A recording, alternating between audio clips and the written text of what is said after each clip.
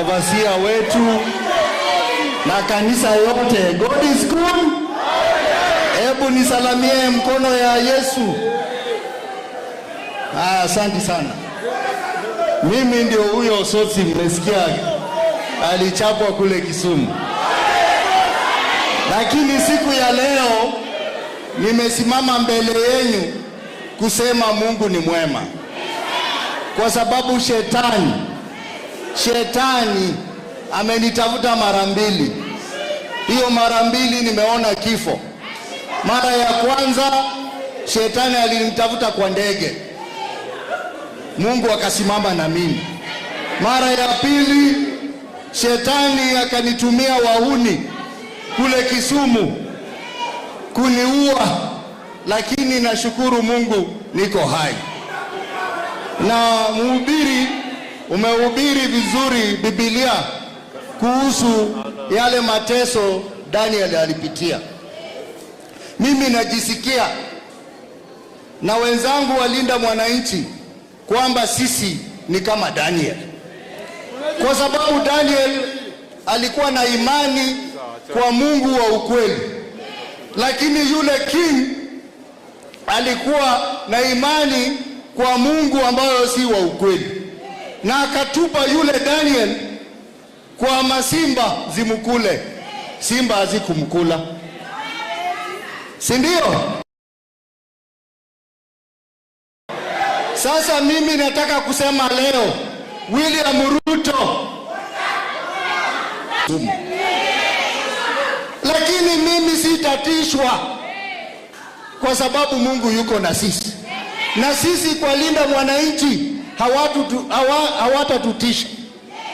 Na nimepata habari kwamba sababu ambao walinishambulia kule Kisumu, ya kwanza ni kwamba walikuwa wanataka walete vita ya kikabila kati ya Waluya na Wajaluo, ndio waharibu hii muungano yetu. I want to tell them that kwa hii team tuko na viongozi ambao hawana ukabila. Tuna viongozi ambao wanaamini Kenya ni moja. Kwa hiyo tulikataa, tukasema shetani ashindwe. Sisi Waluya hatuna shida na Wajaluo, na tunajua Wajaluo hawana shida na sisi. Wale watu wachache ambao wako upande wa Kasongo ndio wanataka kugawanya Wakenya kwa misingi ya kikabila.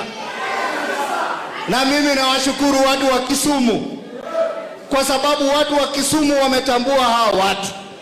Lakini kwa sababu serikali imehusika, niliona kitu ya ajabu. Hata pale kotini wameshika watu 3 peke yao, na wale 3 hawakushikwa, walipigiwa simu ati wa hand over to the police. Wale wengine 14 wakati wale wanaenda kotini, hao walikuwa hapo ndani ya koti. What kind of impunity is this? What kind of a country are we living in? So kanisa mtuombee, lakini sisi linda mwananchi tuko imara na tutaendelea. As Amisi has said, we are fighting for the liberation of this country, the final and the most important liberation of this country. And Kasongo, you not stand in our way.